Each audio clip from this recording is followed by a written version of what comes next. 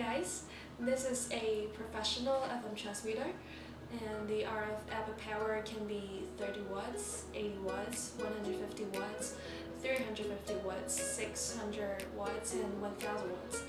The transmitter weighted 10 kilograms, and as it's easy to use, reliable, and energy saving, and economical, the product is popular in many countries. It can be used to like campus broadcast, Euro broadcast. So now let's take a look at the FM transmitter.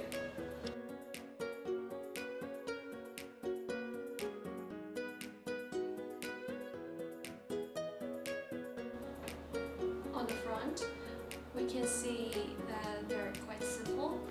Here is a LCD panel, and there are 3 indicator lights. The first one represents the power, and the second one represents the fan. The third one represents the adjustment. So after you turn on the FM transmitter, you can see the lights are on. As long as the lights are on, it means that the transmitter is working fine. But if one of them is off, you should be careful that there must be something wrong with the FM transmitter. And here is a knob. You can adjust it. And this is the power switch.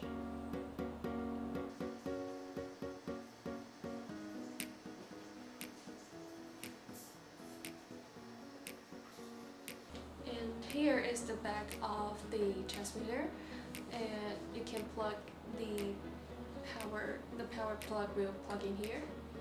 And you should pay attention that if the output power is under 350 watts, for example, the transmitter's RF output power is 30 watts or 80 watts or 150 watts, including 350 watts, the AC adapter is applicable to the voltage from 110 to 220.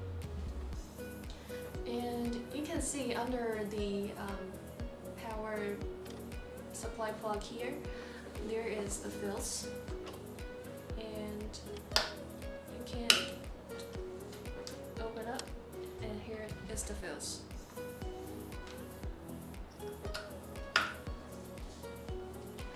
And you can connect the antenna here, and then you can see here is a RS-232 port, and you can ignore it because it's just designed for the factory to test the machine before they ship to you.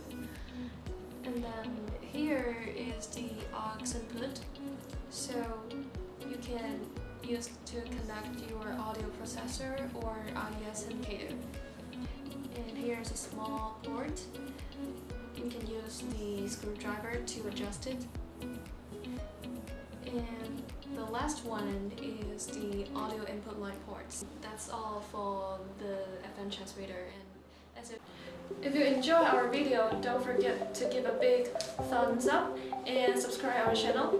See you next time. Bye!